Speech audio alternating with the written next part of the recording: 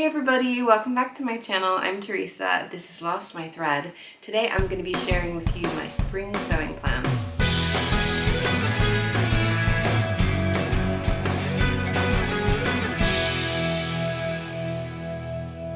I really do love this time of year. Spring is my favorite season by far.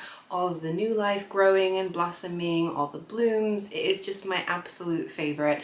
So sewing for spring is always particularly exciting for me. We're getting out of the cold into the nice warmer weather. Of course, we're not going on to full-on summer stuff, but I felt like it would be fun to share with you the things I'm thinking about making for the warmer weather that's coming. I have to say I'm feeling very positive about my spring sewing plans because I've been sharing my sewing plans for a while, and in the winter that was the first time that I actually made all of the things that I planned in the winter. So I'm hoping that that means I've got a bit of a flow of how much to share with you guys, not get a little bit too overboard so that I get overwhelmed and don't manage to make everything I'm planning. I'm hoping to make all the things that I'm sharing with you, but this is not my exclusive sewing list for the spring, and obviously no promises. I may well decide not to make some of these things. Now, I thought that would be interesting. I've been planning this year to try and use what I've got, so using fabrics and patterns that I've already got in my stash. And a lot of the projects today I'm going to share with you are things that I've been planning previously. So like I said, I haven't always achieved all of my previous sewing plans. That doesn't mean I don't want to make those things, I just didn't for some reason or another. And what I want to do now is to make plans that I'm going to keep. I'll tell you why I didn't make these things before if I didn't, and hopefully I will make all of these things before the summer comes. If not, hey, it's all good. The first thing I'm planning to make this spring is very much a repeat. I think it's more of a repeat in my own mind than it is on the channel, and that is the Ginger Jeans by Closet Core Patterns. The Ginger Jeans, you probably know about them. They're super popular all over Instagram, but they are a skinny jean, stretch skinny jean, classic jeans pattern. They come in a low rise, a mid rise, and a high rise. They are just absolutely classic jeans. We've got a fly front, we've got the fifth pocket, all the top stitching, very much what you expect. There's a couple of options for the legs. They can either be a full skinny leg or they can be what they call a stovepipe leg, which is a little bit straighter, still a skinny jean, but just not completely skin tight as it goes down the leg. Now, this is something that I had started making in 2019. I started my first pair of Ginger Jeans. It didn't work out, guys. The fit was just all wrong. I have lots of ideas about why it didn't work the first time around. But basically, I just had to abandon that. And I actually talked about making Ginger Jeans again in my fall sewing plans. Didn't make them. And part of why I think I didn't make them is because I was planning to make them with a dark blue indigo denim with all the top stitching details. And I think all in all, considering I'd had a failure with the fit before, I was going to be committing a lot of time and energy into getting all the top stitching right. And to be honest, I don't wear dark blue denim jeans a huge amount. And so I think all of that together meant that I just didn't see it as a priority, and I just didn't push myself to make it. I do still want to make those jeans. I've got some fun top stitching threads that I want to do that with. But before that, I'm going to make a pair of Ginger Jeans that I feel like I'm going to be less intimidated by, more likely to make, and actually wear a lot more. And that's going to be with this black stretch denim. So this is a black stretch denim that I got from the Fabric Godmother. It's called Billy Stretch Denim. The color is ultra black. You know what black denim looks like, guys. It's not going to pick up on the camera, but you know what I'm talking about. I would say that this is a fairly heavier weight. It's like a medium to heavyweight denim. Feels like really good quality. It is mostly organic cotton. There is 90% organic cotton, 8% polyester, and 2% spandex. It actually has quite a lot of stretch in it. So interestingly, it has more stretch, even though it has the same amount of spandex. Definitely has more stretch than the other denim that I have worked with before. I don't know if I can show you very well, but it says it has 10%, but I have to say there's quite a lot that it can go. And so I feel like it should be reasonably forgiving. But the big thing about the black jeans is I actually wear black jeans a lot. I can wear black jeans for work because they don't necessarily look like jeans. They can look like a trouser. And I also feel like they pair so much with everything that I have in my wardrobe already.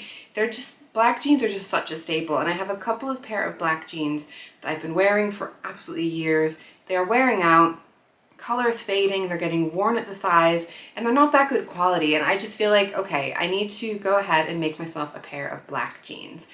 Part of the reason why this is less intimidating from the sewing point of view is black jeans have black top stitching thread. It doesn't pop like the yellow or gold top stitching thread that you get on blue jeans. So I feel like I don't have to worry so much about getting that perfect. I'll still do the top stitching, but I'm just going to use normal polyester thread for that. And I feel like that's going to give me that push to just go for it a little bit sooner. I have done a lot of thinking and planning around the fit, how I'm going to get these ones to fit me, because the other ones, like I said, didn't fit. And I feel confident with the plan that I've got. So I'm hoping to get those ginger jeans sewn up sooner rather than later. But that is the first thing that I can tell you that I'm planning to make for the spring. The second one I'm going to tell you about is another repeat, and it is a pair of shorts. So I made the Jenny overalls last year. Really like that pattern, really love the overalls and the fit. I did a lot to get that fit just how I wanted it with the crotch curve, and I really do love them. And last summer I had planned to make a pair of shorts from that pattern, because that pattern comes with the overalls, also comes with shorts and pants version. And I intended to make them in the summer. There was nothing really particularly stopping me from making it in the summer, apart from the fact that I didn't get around to it before the weather started to get cold, and I wasn't going to make shorts for the winter. That was just going to be a little bit crazy. So I thought, okay, I'll hang on to this and I will make them in the spring, summertime. So we're going around again now, and I'm hoping to make these shorts. So these shorts are a high-waisted pair of shorts. They have really great shaping. There's darts in the front and darts in the back. Like I said, I feel really happy with the fit that I've managed to get on me. There is a faux fly front at the front because it actually closes with zippers on each side. So you've got a zipper fly with a button on each side. You might just need to use one of those zippers and have the other one flat, depending on your waist to hip ratio. But for me, I'm better off having the zipper on both sides. Like I said, I know this is going to fit me. I know the project comes together well. It should be satisfying to make. I just need to make these up. Shorts is one of those things that I stopped wearing in my adult life quite a lot, because largely the shorts that you can buy from ready to wear are way shorter than I would ever feel comfortable wearing. But when you make your shorts, you make them how you want them, and you make them the length that you want. So I have really been enjoying getting into making and wearing shorts now that I can make my own, and I've been excited to try and get these in my wardrobe. I have got this fabric to share with you that I'm planning to make them in. It's going to be tricky to get you to see what this looks like. It's a 7.9 ounce Robert Kaufman cotton twill. This came from Sister Mintaka. It's in a color called smoke blue. I feel like it's looking darker, more of a navy in real life. It's more like a blue, it's a deep blue, but it's slightly less navy than you're seeing it. I will put up a picture if I don't feel like I can get the color to come across. But this is a color that I feel like will go with so much. It's very much similar to like a denim blue, but I feel like the structure of it, the weight of it, I think would be really cool for some shorts. And I think these will be hard wearing. They will last me for years to come. I'm quietly hoping that this twill might start to age in some of the areas around the zipper and around the pockets, because I think that would be super cute. But we'll see how that goes in years to come. But hopefully I'll be getting these sewn up that I'll have to pair with so many things that I can then wear in the summertime. Next up is the Sade blouse, which is from Named Clothing's Breaking the Pattern book. This is a pattern that I had in my spring sewing plans last year. Didn't make it, I'll tell you why. I will say that this is something that I was always going to have to make a muslin for. I was not going to feel confident with the fit right out of the box. The other thing is I just didn't feel like I had very much to pair the top with. So I'll show you the fabric in a second and you might be able to understand why, but I will just go through quickly some of the details of the pattern. So this is a really beautiful blouse top pattern, and it's got some darts for the shaping around the bust. It's got these really cool side vents. It's like a side slit in the sleeve and also in the back. And you can close this together with either ribbon, or I've seen it done with elastic, which is what I think I would do for the sleeves. For the back, or for the bottom rather, I'm not too sure if I want to tie that together with ribbon, with elastic, or possibly leave it open. I've seen people doing all three. I would love the idea of leaving it open, but my worry is that if it was open, when I'm moving around, bending over, it's just gonna open up and reveal my whole back, including my bra, and I don't think I probably want to get that revealing. I'm not quite sure if the fabric is going to behave in that way, because you do have this crossover section. So I think what I'm going to end up doing when I make this is I'm just going to make a channel around the bottom of the waistband, and then I can either put something in it or not, and I'm going to play around with wearing it without putting anything in the channel, wear it with putting elastic in the channel, and wear it with putting a ribbon in the channel, or actually I'll make a tie from the same fabric, and then I can decide what I think I like the look of the best and the feel of the best, and then I will report back to you guys what worked for me. But I am going to want to make a muslin of this to make sure that I get the fit right, and the biggest reason for that is I have some very special fabric and I want to make sure that I'm doing it justice. I want this fabric to be used in a garment that I'm going to love and wear. So this is a really gorgeous fabric. This is one that I'm definitely going to have to open out for you because you're not going to get it from just seeing a tiny square of it. This is a beautiful cotton sateen fabric. It's designed by a painter named Naomi Ito for a company called Nani Iro. Many of you will have heard about this fabric company. And this is absolutely beautiful. It looks painted, so it's so complex, the pattern on it. I can't really spot the repeat, honestly. I just about can see it, but it's such a cool irregular pattern. I think colors are absolutely screaming to me spring. To me, it's like an abstract floral feel to it. Not flowers, but it just has that vibe to me, the pink and the green. This is called Bird's Eye, the design of this fabric. So I do feel like it's some kind of overhead looking at the blossoms from above. Very spring, like I said. So I'm really excited to get this sewn up. But this color I don't feel like goes with a lot of things in my current wardrobe. So these colors are kind of isolated on their own. So part of my thinking this time round is I don't want to make a load of separates that I can't do anything with. I only want to make things I know that I'm going to be able to pair in my wardrobe. And I think honestly both the Jenny shorts and the ginger jeans I should be able to pair with this top, and I think it will work for either. So this is what I'm hoping, and theoretically then I'll be much more driven to get this top sewn up to wear. That fabric I got from the Draper's Daughter is available in quite a lot of places, but I got it from the Draper's Daughter, and it is a cotton sateen, if I didn't mention. There's a slight sheen to it, and it is just gorgeous, dreamy, lightweight cotton fabric. Feels very cotton lawny, but it is a cotton sateen. I have also been dying to make another Norma blouse. So if you watched my videos in December, you would have seen I made a dress hack of the Norma blouse by Fiber Mood for my Christmas dress. So I made it in a beautiful red enzyme wash linen. I absolutely love that dress, and I want a blouse version. I want multiple, but let's just start at one. This is such a beautiful blouse pattern. It has a really nice V. I would say it's, to me, a perfect depth of a V. It's not too deep, but it's nice and flattering. There's a really beautiful curve to that V-neck as well, which I think is absolutely beautiful. So it's a button-down shirt without any collar. It has these fantastic sleeves. So you've got a nice full gathering in the sleeve head and a nice big full sleeve 3/4 lengths. I really enjoyed wearing this over Christmas, and I need more of these in lightweight, breathable fabrics that I can wear all spring and summer long. So I bought this really beautiful fabric from the Fabric Godmother. This is a double gauze fabric with these really lovely, look like little paint strokes. I am someone who generally sort of pinky, bluey, those types of pastel colors don't really suit my skin tone very well, but this kind of muted blues and pinks and browns and golds, these really do suit me, and I feel like this will be such a lovely, lightweight, summery, springy wear. Because it's double gauze, it'll be really breathable, and it will also hold the structure. It's a cotton fabric, it will hold the structure of those sleeves, so I think I should be able to get some really nice voluminous sleeves there. This fabric, I will say, is a little bit sheer.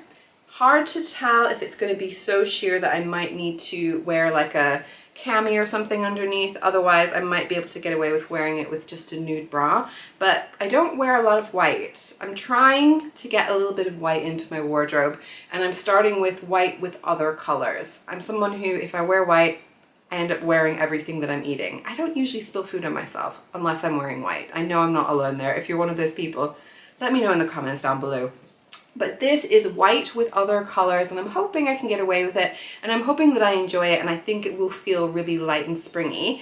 And also my thinking with this fabric is it should be able to pair well with my Jenny shorts and my ginger jeans. So I'm trying to go with things that I feel like will be versatile pieces. So I will have like a little mini capsule that I can mix and match just with the 4 items that I've told you about already.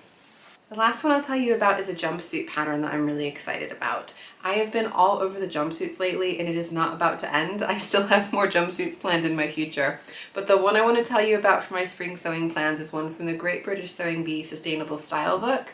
I feel like this book is fantastic and full of so many beautiful patterns, but it wasn't really one that I feel like got picked up and loved and praised by the sewing community as much as I feel like it deserved to.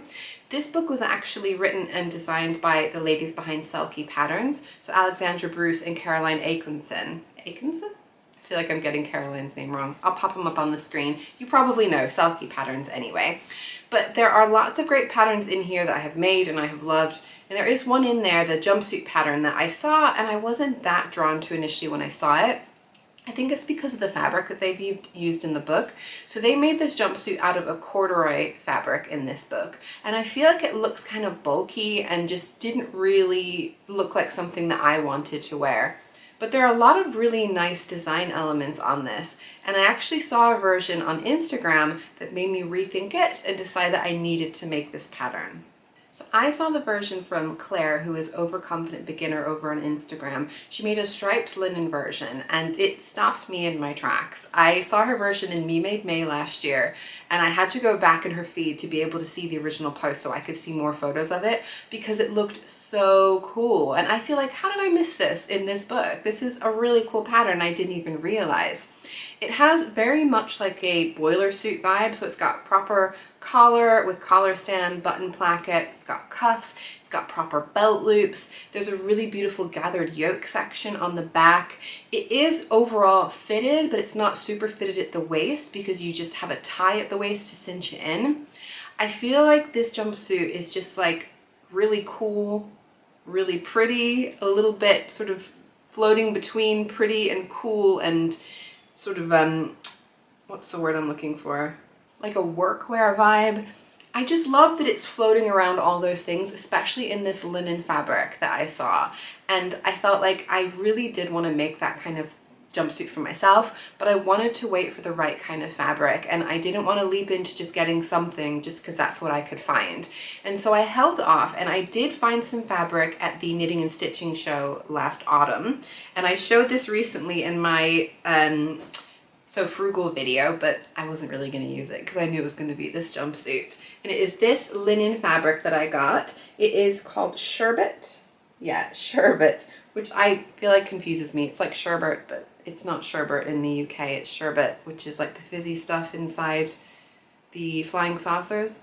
Oh man, if you're not from the UK, you're just gonna be completely lost. Anyway, basically it's called Sherbet, S-H-E-R-B-E-T. It's a linen, it's got these really gorgeous stripes. As you can see, we've got this beautiful pink, it's like a really popping pink and like a tangerine orange. We've got this lovely black stripes over this. I would say it's like an off-white kind of background, so it's not proper white.